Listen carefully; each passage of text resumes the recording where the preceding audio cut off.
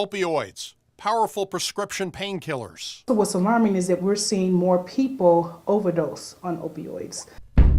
Heroin, an inexpensive opioid with a bigger, more powerful high, addictive and deadly. It's easy to get and it's cheap. I mean, when I was growing up, the only people that used heroin were rock stars. Heroin and opioid abuse have gone from inner city back alleys right into living rooms in America's heartland. People's lives are ruined, lives are lost. It's straight poison that are getting in people's hands. This opioid and heroin epidemic is sweeping the nation. Prince, the most recent celebrity that we've heard about as far as inappropriately using medications and overdosing on it. Prince died from an overdose of fentanyl, a synthetic opioid. But more frequently, it's the average person who gets addicted. Tyler's drug of choice was always crack smoking or injecting crack cocaine. Tyler served in the military. His life ended in a Decatur hotel. We were very, very surprised and shocked that it was heroin. A candlelight vigil in Decatur for Tyler and a brother who died in a car accident. For Kathy, the pain is constant. I wouldn't wish this type of daily pain on anybody. That never goes away. The CDC reports from 2000 to 2014, nearly 500,000 people in the U.S. died from drug overdoses. Law enforcement is seeing a big jump in drug-related arrests. We've had overdose deaths, and we're seeing it on the streets, so it's a problem.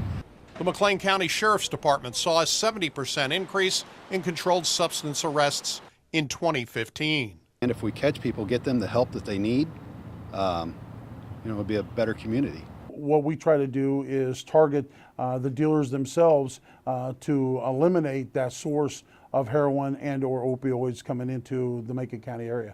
Macon County Sheriff Tom Schneider has recently implemented a program that offers treatment options for those with addiction problems while aggressively pursuing dealers. My job is just to help them get into treatment, and then once they're in treatment, make sure that I try to help them be successful. It's a horrible way to make money in our city because they're taking advantage of our loved ones, of our young, of our old. Heroin and opioids are a big problem in cities like Decatur, Springfield, Champaign, and Bloomington. But what about rural America? Towns like Mount Pulaski. We do have a heroin issue in our town. We've had a few overdoses. In a smaller community, Police Chief Lynn Freer uses communication to combat drug issues. Our community is such that we can talk to our residents. We can come talk to the families and the people we think have problems. So we do communicate like that in a small town. The heroin and opioid epidemic hits all incomes, all ages, including kids at parties. Dump a bunch of pills into a bowl and then just take whatever. Just a few years ago, the director of our county health department and his wife, who was a well-respected attorney, were arrested for heroin.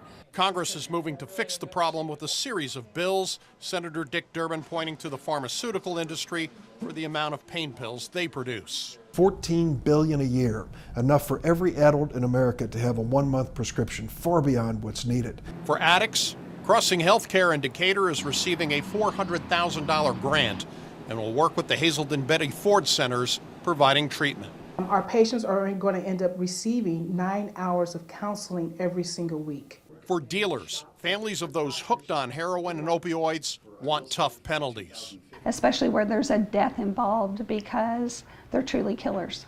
Killers providing a deadly dose, victims ending up in a county morgue. For the I-Team,